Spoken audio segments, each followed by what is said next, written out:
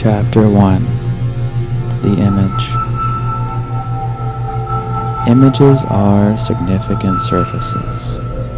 Images signify, mainly, something out there in space and time that they have to make comprehensible to us as abstractions, as reductions of the 4 dimensions of space and time to the 2 surface dimensions.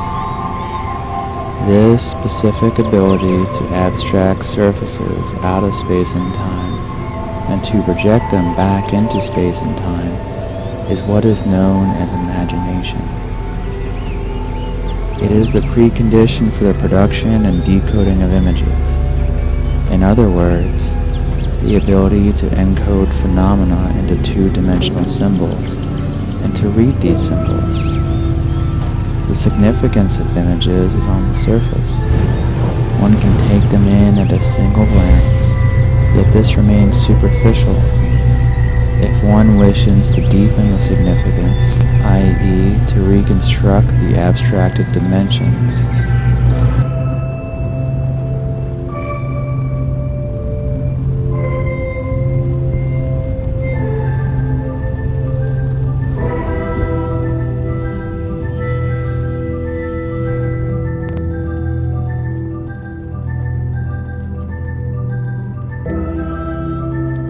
one has to allow one's gaze to wander over the surface, feeling the way as one goes. This wandering over the surface of the image is called scanning. In doing so, one's gaze follows a complex path formed, on the one hand, by the structure of the image, and on the other, by the observer's intentions.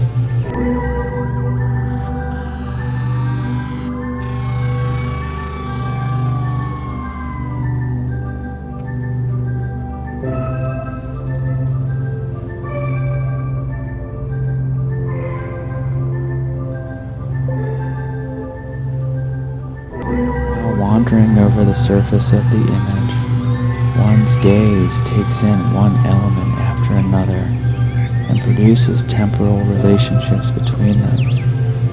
It can return to an element of the image it has already seen, and before it can become after. The time reconstructed by scanning is an internal recurrence of the same process. Simultaneously, however, one's gaze also produces significant relationships between elements of the image.